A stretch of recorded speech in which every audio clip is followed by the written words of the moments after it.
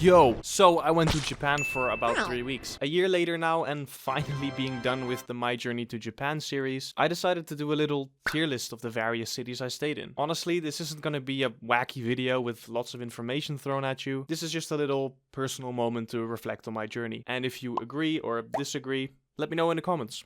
Enjoy. Honestly, I just really felt like making this video. I didn't have a specific reason why I wanted to make this. Mostly because, well, I've had some pretty interesting experiences in the different cities that I've been to. Don't get me wrong, all of them I thoroughly enjoyed. Some of them a little bit more than others. But I still wanted to make sure that I got my views on my Japan trip out there and just kind of having a chill evening, just kind of reflecting on my whole holiday. It's actually almost like a year now since I've been on a holiday to Japan, which is still really crazy to think about. Like, I looked on Instagram this morning and I actually saw pictures of the cherry blossoms like slowly appearing again. And yeah, let's just say it kind of like, you know, like, ooh, sorry for that. Sorry. Let me just say, I was really not necessarily sad, but it was like bittersweet seeing it, you know, like I loved reflecting on everything that I've been through. I just want to go again. It's so fucking great. It's such a lovely country. I've even said it in my last video of my journey to Japan. I want to get back there as soon as possible, and it kind of stinks that I'm not back there, you know, and it's been like a year and I don't feel like I've made a whole lot of progress, but hey, I guess I'm doing YouTube now, so, and I'm kind of enjoying it thus far. I'm just kind of struggling with finding a real good content idea that could, like, blow me the fuck up, you know? Because, this niche here is so small. It's not necessarily small, but, like, I'm not based in Japan, so it's kind of hard for me to make content about Japan. Because I kind of want to stray away from that informative, what to do before Japan, what to do here, best this, best that, you know? I want to make fun stuff as well. It's just kind of difficult when you're sitting at home in the Netherlands, just chilling, you know, and then just vibing. I made a complete tier list here.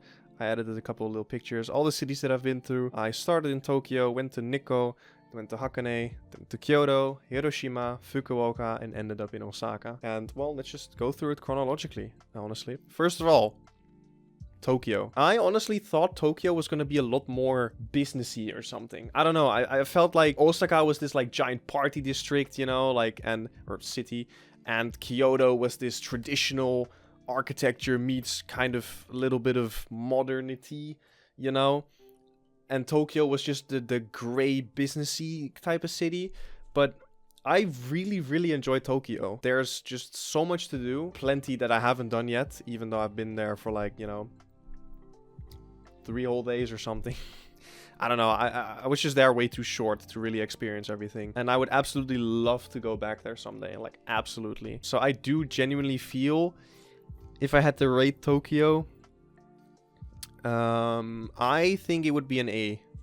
I just really liked it, apart from the fact that the weather really sucked. Maybe it's a bit of a bias because it was my first city that I entered while I was in Japan.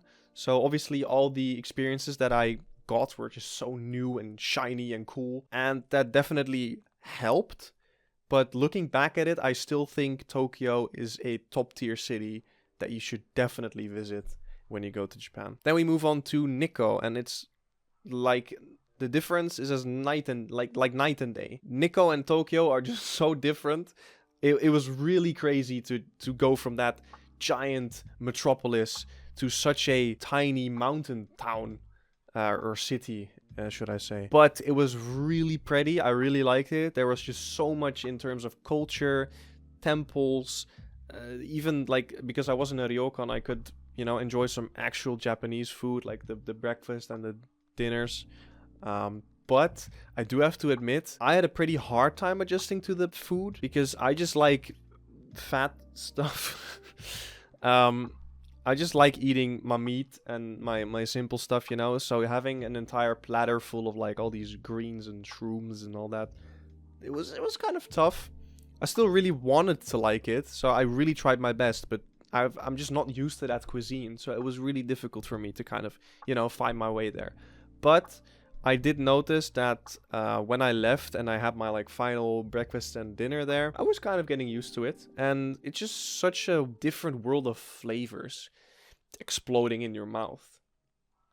You know? Yeah, maybe I'm just a simple person. I'm probably just way too simple, honestly.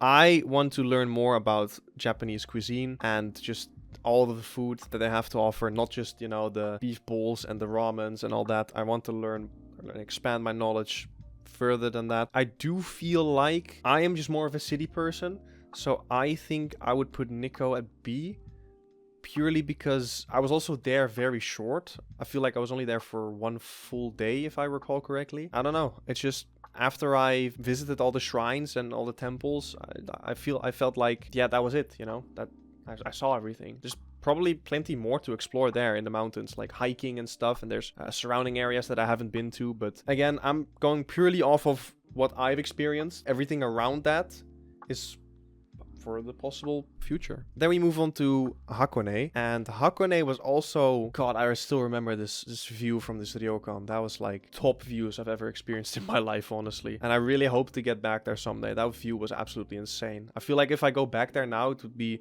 sort of nostalgic in a way, which is really nice. I don't know, I just want to go back there on a sunny day, honestly. I felt like a lot of my Japan holiday got kind of shafted because there was just so much rain. Like, Hakone had some pretty nice days, and Nikko as well, if I recall. There were just so many days where it was rainy and gray, and it just didn't really look as pretty as I wanted it to, you know, in a perfect world, I guess. But the pirate ship was pretty cool, and the giant lake, and the torii gate that you can see on the picture there. Overall, I'd say Hakone was just really cool. And the ryokan was really pretty, the staff was really nice. It was my first experience with an onsen as well. And it was a private onsen, you know, I do like my privacy. Like, it's just not my kind of culture to just sit there and bathe naked with a bunch of dudes, you know. But Hakone itself, though, this is kind of hard because I feel like when I went to Mount Fuji and Uwakudani up into the mountains, and I had my little pork cutlet with rice, and I just got back down, that was like kind of it, you know. I'm not sure. I think I'll put Hakone at C tier. And again, I want to preface, this is not a tier list to necessarily like shit on certain cities or towns, because I enjoyed all of it, like, thoroughly. I just want to compare them to each other, you know, and kind of reflect on everything, which is like just kind of nice what I'm doing right now. So Hakone, I don't know, it just didn't really hit with me, especially because of the weather, probably, which just kind of sucked. Then we move on to Kyoto, and boy, I felt like Kyoto was definitely the most difficult city for me to get adjusted to in a certain way. I am not an outgoing person. I've always been madly autistic. I've never gone outside, honestly. Kyoto really tested me in that way. And I don't know why Kyoto specifically. I just couldn't really get myself to enter like a bar or even a restaurant. It was really difficult. I remember like one evening, everything was just so fucking packed and I couldn't find a place to eat. So I ended up just crashing at a Burger King that was like way overpriced and tasted like shit. So that evening really sucked. Like, I genuinely felt that evening was probably the worst one I had in my entire holiday, because I just ended up going back to my hotel room after stocking up in a 7-Eleven nearby, or a Lawson, I think, and just munching on some snacks and just getting my little milk tea, you know? And I also just feel like I haven't really seen the best of Kyoto, which kind of sucks. I really enjoyed the surrounding area of my hotel, because I was kind of in just downtown Kyoto, which was just absolutely sick. There was also a giant shopping mall or something, like not really a mall, but like a shopping street in some sort nearby, which was really nice to walk through, just shopping here and there. But overall, I'd say Kyoto. I was also actually there the longest. Like, I feel like I was there for like 4 nights. And I just felt like at some point I wanted more. Like, I feel like if I were to shift around days in certain cities now, I maybe would take 2 days out of Kyoto and put them in Tokyo and Osaka instead. Maybe even just both in Osaka, honestly, but we'll get to that in a bit. I just feel like the experience I had in Kyoto might have been C tier. Yeah, I think so. Because the couple of attractions that I did go to, there were just so many tourists, like so many tourists. And obviously, I chose for that myself because I went there in spring. arguably the busiest time in Japan. I knew I was there in the in the busiest time because, man, there were so many people, man. Like, it was still enjoyable to a certain point, but it also was just frustrating in a way. I noticed that I got really frustrated with just other people just standing there taking that picture and then just like walking on, you know, which is just stupid in a way. But I noticed myself getting super frustrated. Like, I was like vlogging, you know, I was like holding my camera up like, wow, just looking around, and people were just there posing for that one specific picture and not really taking in the moment, you know, like they were not really there for the insane location, but just for that one perfect picture. And that just really, that annoyed me personally, which is kind of stupid in a way, because why the fuck would I get annoyed over what someone else is doing? But I don't know, personal things, I guess. Then we went on to Hiroshima, and I feel like I can already confidently say that Hiroshima is A tier. I genuinely really enjoyed Hiroshima, apart from the fact that I kind of went out of my comfort zone there and ended up dining at the okonomiyaki place that I really liked, where I just, you know, sat around at a bar with a lot of people around me, ended up chatting with like some German tourists there. Fun fact, actually, the German gentleman who I talked to that evening, I also saw again the next day when I went to Miyajima.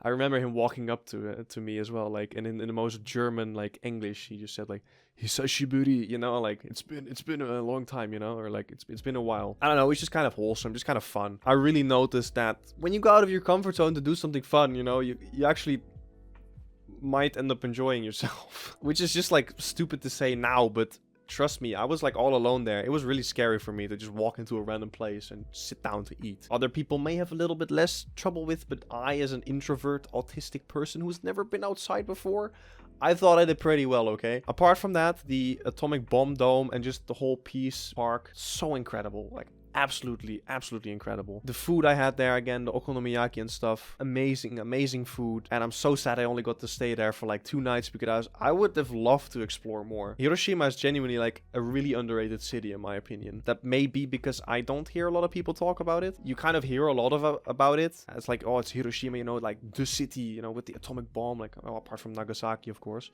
But I don't really hear people, when they go to Japan, talk about, I'm going to Hiroshima, you know?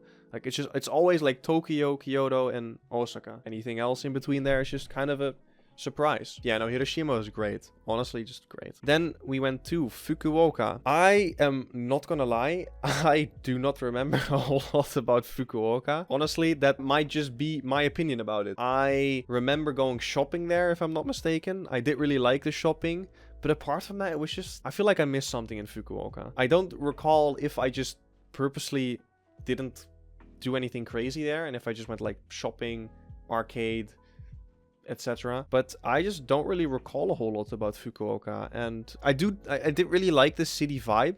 So I am going to put it at B tier, even though I did forget a lot about it. But I feel like just the feeling of being in a city automatically puts it up a lot for me. I don't recall a whole lot about Fukuoka, and that's kind of sad, because obviously I booked my trip with a travel agency. I didn't have like 100% choice in what I want. I mean, I did, but this was like one of their pre-built trips, you know, and I was like, yeah, you know what, let me just go to Nikko, Hakone. Never heard of it, but I'm going there. Why not? And also Hiroshima and Fukuoka. So I was just like, you know what, sure, let's just go there. But I ended up not really remembering a whole lot about Fukuoka, and I'm sure if I prepared better, I would have had a way better time. But I am absolutely terrible at planning stuff, and you should not let me plan your holiday. And then the final city we have here is Osaka. I am gonna just 100% confidently put it at S tier. I think Osaka is such a fun, vibrant, great cultural, cuisinal, I don't know what the word is, honestly. Everything about it just clicked. It was great. From the moment I got into Osaka, I was just like, this city just feels good, you know? Like, sometimes you have just that feeling of this city just rocks, you know, like this is just a good vibe. I just had a pretty good hotel, honestly. There was like nothing really special about that hotel. Walking down Dotonbori, you know, obviously seeing the big Glico man himself, fucking great. I even saw Spider-Man there, which was also like really random but really cool. Overall, I would just say Osaka gave me the best fucking time. Even though I actually ended up spending a lot of time at the arcade. I don't know, man, just going out in Dotonbori, eating food somewhere. It was just so fucking great. It was just so nice. Yeah, I didn't end up really experiencing what like Osaka culture was like. So, you know, if they were really like, ooh, foreigner friendly, I felt like, you know, I could crash anywhere. No staff member was really like, oh no, we don't allow foreigners here, which I didn't really experience at all in my holiday, but you know, that happens sometimes. But overall, if I'm gonna go back to Japan, and if I were to choose any of these cities to go back to, Osaka would be at the top of my list. Just, I really want to go back there, like 100%. And there you have it. That's my tier list from my journey to Japan, the cities that I have visited. Let me know down in the comments if you agree or if you disagree, or maybe if you have some place in Fukuoka that you really liked and that you were like, no, Fukuoka is great, it's great. Or even in Kyoto or Hakone, you know, just talk. Speak to me, you know, just speak your mind, speak your opinion. I like talking about Japanese cities, you know. And maybe I'll learn something new about it that I can take with me if I ever go back there again. I really hope I get to go back there again, bro. It's so just absolutely wonderful, just great. I don't know if I'm gonna make like another video like this, just like kind of reflecting on my holiday, but going a little bit more in depth. I would really like it because I just really like reflecting on my holiday and just kind of going through what I did, why I did it, what happened, what I was thinking, because I haven't really gotten the chance to really out that yet. And I kind of, you know, this is the best place to do such a thing. As of this tier list, I kind of wanted to just keep it kind of short and sweet, just to let you guys know that Osaka is fire, my dude. It's just fire, you know. If I were to go back to any of these cities, Osaka, Tokyo, and Hiroshima are just top. I really want to go back there. That's been it for this episode of reflecting on my journey to Japan. Gotta work out that title, but you know, if you're still here, thank you for watching. And if you enjoyed, leave a like and subscribe, all that good stuff, you know. I don't know what the next video is going to be about, honestly. I really need to brainstorm a lot about what I want to really do with this channel. But maybe if you'd like for me to talk about something or research a topic or whatever, then just leave it down below as well. I would love to hear such a thing. Yeah, thank you for watching. Sayonara.